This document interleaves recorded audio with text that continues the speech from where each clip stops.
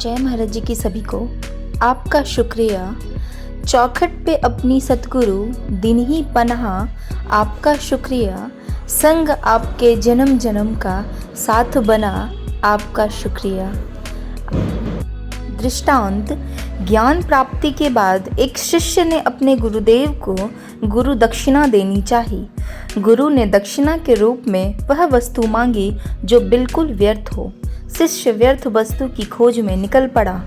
उसे मिट्टी की ओर हाथ बढ़ाया तो वह बोली, क्या तुम्हें पता नहीं कि इस दुनिया का सारा वैभव मेरे ही गर्भ में से प्रकट होता है। विविध वनस्पतियाँ, रूप, रंग, रस और गंध, ये सब कहाँ से आते हैं। शिष्य ने यह सब सुना और वह आगे बढ़ गया। थोड़ी ही दूरी पर उसे एक पत्थर दिखाई दिया। शिष्य ने सोचा इसे ही ले चलूं, लेकिन जैसे ही हाथ बढ़ाया तो पत्थर से आवाज़ आई, तुम इतने ज्ञानी होकर भी मुझे बेकार मान रहे हो। तुम अपने भवन की अट्टालिकाएं किससे बनाते हो? मंदिरों में किसे गढ़कर प्रतिमाएं स्थापित की जाती है? मेरे इतने उपयोग के बाद भी मुझे व्यर्थ कर रहे हो। यह सुन शिष्य सोचने लगा, जब मिट्टी भी पत्थर इतने उपयोगी हैं तो व्यर्थ क्या हो सकता है। वस्तुतः व्यक्ति के भीतर का अहंकार एक ऐसा तत्व है जिसका कहीं कोई उपयोग नहीं। वह गुरु के पास वापस लौटा और उनके चरणों में गिर गया, लेकिन आज वह गुरु दक्षिणा में अपना अहंकार देने आया था।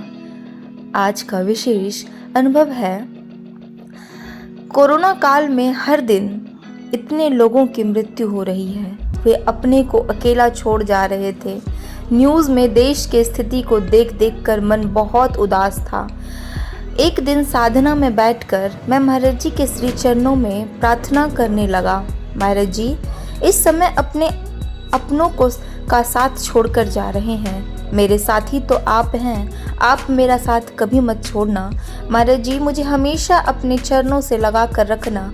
महाराज जी इस तरह प्रार्थना करते करते ही मेरी आँखों से आंसू बहने लगे। आज सुमिरन के साथ साथ निरंतर प्रार्थना भी चल रही थी। थोड़ी देर बाद मुझे अंतर जगत में एक दृश्य दिखाई देने लगा। मैंने देखा एक विशाल रथ है और उसकी बागडोर भगवान श्री कृष्ण के हाथों में है।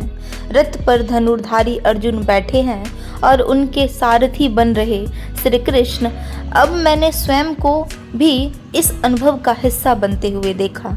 मैं दूर खड़े इस दृश्य को देख रहा हूँ और महाराज जी मेरे ही साथ खड़े हैं। महाराज जी ने लाल रंग के वस्त्र धारण किए हुए थे। महाराज जी कहने लगे, देख रहे हो ना तुम, बताओ कौन इस रथ को चला रहा है। मैंने कहा, महाराज जी यह तो अर्जुन का रथ है और स्वयं भगवान श्री कृष्ण इस रथ के संचालक बने हैं।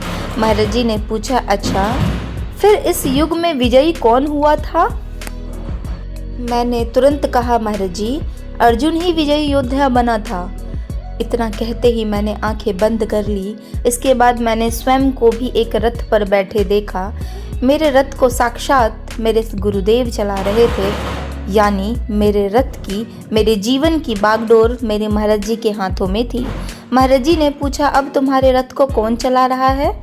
मैं बोला, मेरे रथ को आप चला रहे हैं महाराज जी। तो महाराज जी बोले, इसलिए तुम भी विजयी ही होगे। तुम अंदर और बाहरी दोनों क्षेत्रों में विजयश्री को प्राप्त करोगे। इस समय महाराज जी के मुख पर एक अद्भुत मुस्कान थी। महाराज जी की मुस्कान ने तो मानो जादू का काम किया और मेरी सारी उदासी उसी समय दूर हो गई। सारथी जब स्वयं भगवान हो तो उसका बाल भी बांका नहीं कर सकता कोई। बस महाराज जी की आज्ञाओं में चलना है, तभी हम उनकी सच्ची कृपा को प्राप्त कर सकते हैं। और ऐसी ही सच्ची अनुभूति अगर आप लोग के जीवन में घटती है तो अपने अंतर अनुभवों को दिव्य ज्योति जागृति संस्थान अनुभूति हेल्पलाइन नंबर पर रजिस्टर जरूर करें। जय महाराज जी के सभी को। दिव्य ज्योति जागृति संस्थान द्वारा श्रीमद् भागवत कथा ज्ञान यज्ञ का आयोजन हो रहा है। दिनांक 16 से 22 दिसंबर 2023 को यह कथा आरंभ होने जा रही। समय है दोपहर 1 बजे से साय 5 बजे तक। कथा स्थल है चंपा देवी पार्क निकट पेडलेगंज, जिला गोरखपुर, उत्तर प्रदेश 2730001। आप लोग इस कथा में ज़रूर पहुँचें और अगर आपके कोई भी रिलेटिव गोरखपुर में रहते हैं तो आप उसे इस कथा के बारे में ज़रूर अपडेट करें और आप लोग भी इसमें ज़रूर सम्मिलित हों। जय माता जी।